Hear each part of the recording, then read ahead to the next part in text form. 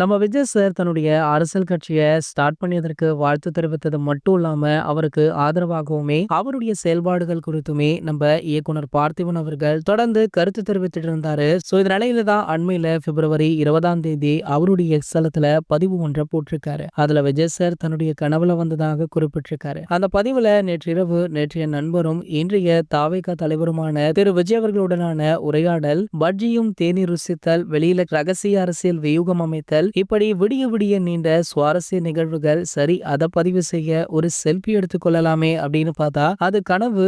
ஏன் தான் இப்படி ஒரு பகல் கனவு இரவுல வருதோ அப்படின்னு இந்த போஸ்ட போட்டிருக்காரு.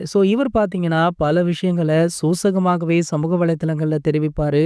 இவரும் தளபதி விஜய் அவர்களுமே மறைமுகமாக சந்தித்துக் கொண்டாங்களா அப்படின்னு பலருக்குமே கேள்விகள் எழும்ப ஆரம்பிச்சது. இது ஒரு பக்கம் இருக்க, தளபதி விஜய் அவர்களுடைய மற்றொரு படத்தை பற்றிய முக்கிய அப்டேட் ஒன்றுமே வெளியாகி இருக்கு. அதாவது தளபதி விஜய் அவர்களுடைய கடைசி படம் அப்படின்னு சொல்லப்படுற ஜனநாயகன் படப்பிடிப்புல அவர் ரொம்பவே பிஸியாக இருக்காரு. இந்த படம் தான் இவருக்கு கடைசி படம் கிடையாதாம். மற்றும் ஒரு படத்துல கெஸ்ட் ரோல் பண்ணுவதாக சொல்லப்படுது. அதாவது நம்ம ராகவா லாரன்ஸ் அவர்களுடைய காஞ்சனா 4ஆம் பாகத்துல முக்கிய பாடல் ஒன்றுல தளபதி விஜய் அவர்கள் இடம்பெறாராம். இந்த செய்தி தற்போது வெளியாகி தளபதி ரசிகர்களுக்கு மேலும் மகிழ்ச்சியூட்டும் விதமாக அமைஞ்சிருக்கு. இது போன்ற சினிமா செய்திகளை பத்தி நீங்க உடனே தெரிஞ்சுக்க நம்மளுடைய தளபதி 360 அப்படின்ற நம்ம சேனலை சப்ஸ்கிரைப் பண்ணிக்கோங்க.